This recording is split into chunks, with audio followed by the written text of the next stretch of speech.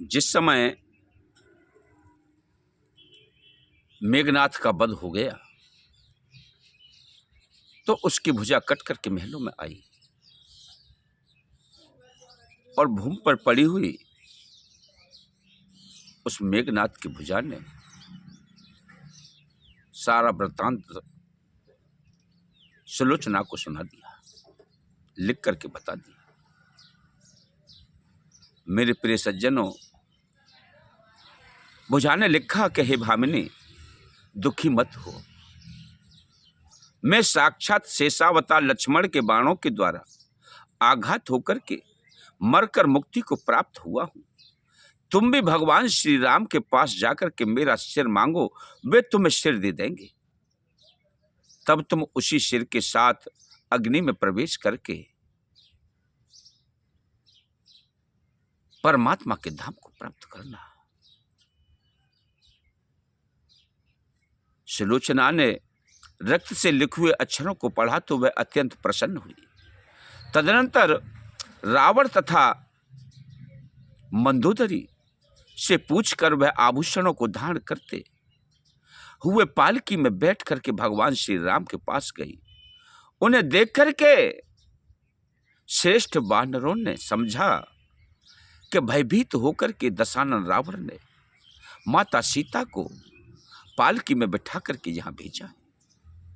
अब मेरे प्रिय सज्जनों, जब सभी वानर वहां पहुंचे तो पालकी में लगे हुए कहारों ने कहा कि यह माता सीता नहीं है, यह सुलोचना है।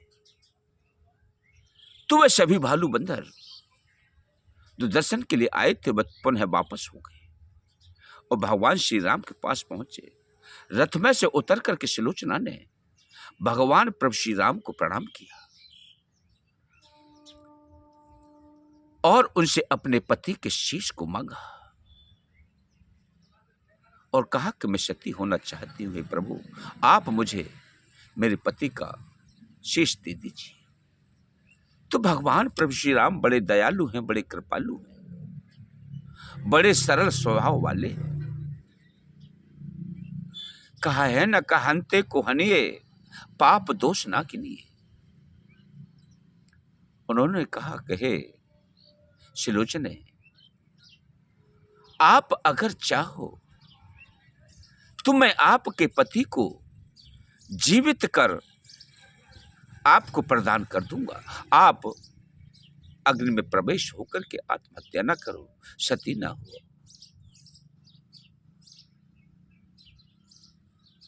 तो सुलोचना ने मुस्कुराते हुए प्रभु श्री राम से कहा, हे दीन बंधु, हे कृपालु, हे दया के धाम, हे दया के सागर, आपकी कृपा से मेरे पति को लक्ष्मण के द्वारा मुक्ति प्राप्त हो चुकी है और जिस मार्ग से मेरे स्वामी गए हैं उसी मार्ग से मैं भी उनके पास तक जाना चाहती हूँ।